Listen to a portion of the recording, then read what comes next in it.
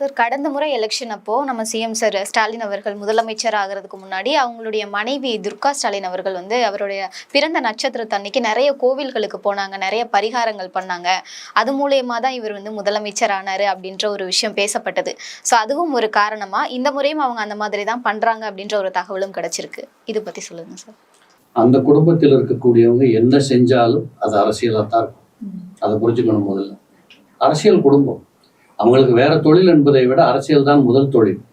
அப்ப இவங்க கோயிலுக்கு போகிறது தெய்வீக நம்பிக்கை அடிப்படை அப்படிங்கிறதெல்லாம் மக்கள் நம்ப வைக்கிற விஷயமாக இருக்கும். அவர்கள் போறது அரசியல் தான். ரெண்டாவது, கோயிலுக்கு போனா ஜெயிக்கலாம் அப்படிங்கிறது நான் மதத்துக்கோ சாமிக்கு எதிராக பேச வரல.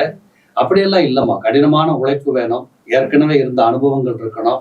இப்போ நீங்க ஐயாட்ட கேட்குற போது கூட கேட்டீங்க, சினிமாக்காரங்க பூரா பேர் அரசியலுக்கு ஜெயிச்சிட்டாங்களா? எத்தனை பேர் இன்னைக்கு வரைக்கும் கீழே உட்காந்துட்டு இருக்கிறாங்க? ஸோ இப்படி பல வரலாறுகள் இருக்கு இந்த நாட்டில். எப்பொழுதுமே ஒரு அரசியலை பொறுத்தளவு நான் இன்னைக்கு கடகராசியில பிறந்திருக்கக்கூடிய ஒருத்தர் ஜாதகம் வெற்றி பெறாதுங்கிற மாதிரி நான் சொல்ல வேண்டிய சூழ்நிலை ஏன் வருதுன்னா, இந்த குரு பகவான் அங்கதான் உட்கார போகிறார். எங்க கடகத்துல இந்த கடகத்தில் குரு அமருகிற போது குருவுக்கே உண்டான ஒரு இயல்பு என்னன்னு கேட்டீங்கன்னா, அவர் இருந்த இடம் பாழா போகுங்கிறது ஒரு அடிப்படை விஷயம், விதி உண்டு. பார்க்கிற இடங்களுக்கு தான் பலம் அதிகம். அப்ப அந்த இருந்த இடம் என்பது கொஞ்சம் அமுக்கப்படுகிறது, நசுக்கப்படுகிறதுங்கிற மாதிரி இருக்கு. ஸோ அந்த அடிப்படையில பார்க்கிற போது இந்த வருஷத்துல இப்படிப்பட்ட சூழல்கள் வரக்கூடிய சூழ்நிலை இருக்கு.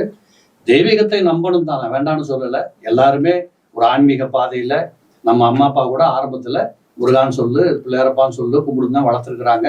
ஆன்மீகம் இல்லாத நாடு இல்லை இது.